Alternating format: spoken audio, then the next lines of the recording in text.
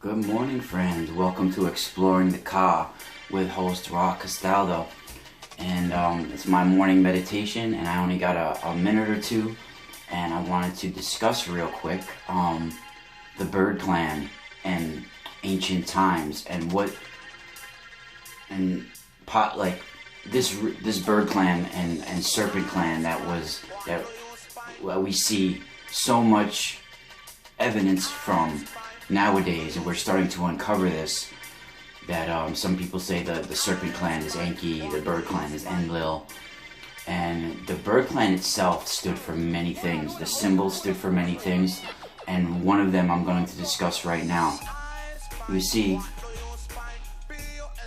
ancient times, they saw birds as soul catchers, that when a body would die, it would have to pass through the lunar realm after death, and on its way from the body to the lunar to the moon portal, to prevent the soul catcher birds.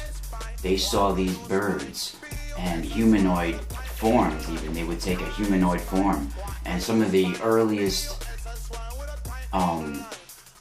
depictions of ancient, art on the walls, is humanoid birds. I mean, some of the oldest that we have. And to prevent the soul catcher birds from, snatching the spirit that's leaving the body, in ancient times, the body of the deceased would be marked with certain occult sigils or signs or symbols, and they would call these the lineage symbols. And the bird clan symbol of that family's lineage and bloodline would be painted on the left forearm of the deceased body, and below this they would draw 4 parallel lines denoting the 4 worlds through which the departing soul would have to pass: the physical, the lunar, the solar, and the stellar realms.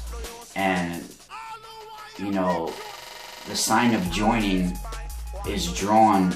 The sign of joining each other is drawn on the wrist, and this symbolizes the bond between this world and the spirit world, as above, so below.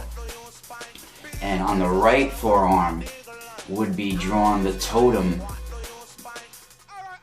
bird, like the totem bird of prey for, and below that, so like on the left forearm they would draw the lines of the lineage, and on the right forearm they would draw the totem bird of prey, which would be a sign of power.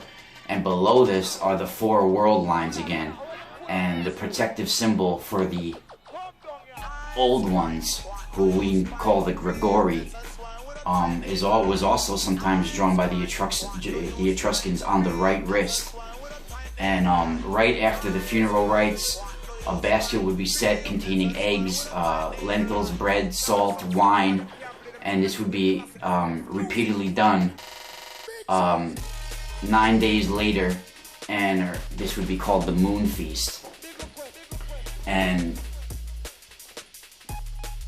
this all comes from the ancient lore that says that departing soul, the soul requires, some kind of food and nourishment during that in-between stage from physical to spiritual existence. And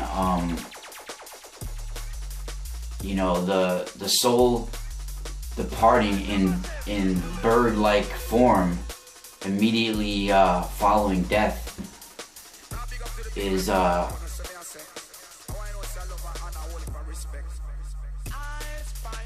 it's interesting, because they do say that the soul does remain earthbound for a time.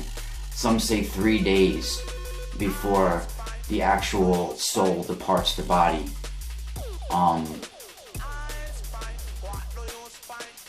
There's also a being in I have to go now, but there's also a being in Etruscan god called Tagni, who when I was reading the Vedas, the Hindus have one called Agni, and almost the similar characteristics as well. So I'm gonna look more into that, and I'm gonna say goodbye for now and spiral out.